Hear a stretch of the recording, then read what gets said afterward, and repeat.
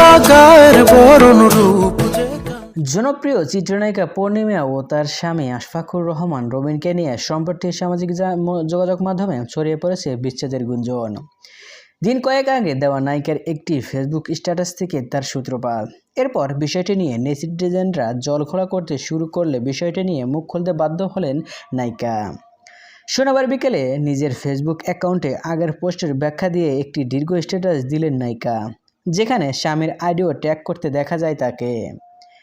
সেই পোস্টে পূর্ণিমা লেখেন, সুদিনে মানুষের বন্ধুর অভাব হয় না, এদের অধিকাংশ হচ্ছে সুযোগ সন্ধানে কৃত্রিম বন্ধু। এরা সবসময় নিজের স্বার্থে উদ্ধারে ব্যস্ত থাকে, সুদিনে এদের খুঁজে পাওয়া ভার। কিছুদিন আগে আমার দেওয়া স্ট্যাটাস থেকে এমনটাই বোঝানো হয়েছিল।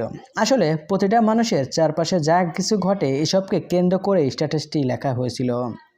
দিন শেষে আমি একজন মানুষ, সবার মতো আমারও কম বেশি কাছের দূরের মানুষ রয়েছে। পূর্ণিমা লেখেন, এ কারণে আমাকে সুসময়ের বন্ধু ও স্বার্থপরের ফেস করতে হয়। কিন্তু লেখাটির কিছু অংশ আগে পিছিয়ে না বুঝে অনেকেই আমার পারিবারিক জীবনের সাথে মিলিয়ে ফেলেছেন। সেখান থেকে কিছু সংবাদ মাধ্যমে অনলাইন সংস্করণে সত্যতা নিশ্চিত না করে অনেকটা চটক করার শিরোনাম দিয়ে সংবাদ প্রকাশ করেছে, যা আমাকে ও আমার পরিবারকে বিস্মিত ও মর্মাহত করেছে। শেষে এই নায়িকা লেখেন, আমার দেওয়া স্ট্যাটাস থাকে পারিবারিক জীবনের কোনো সম্পর্ক নেই।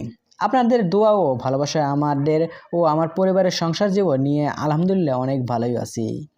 আমার দীর্ঘ ক্যারিয়ারের শুরু থেকে দেশ বিদেশের অগণিত মানুষের ভালোবাসার পাশাপাশি সংবাদকর্মীদেরও সাপোর্ট পেয়েছি।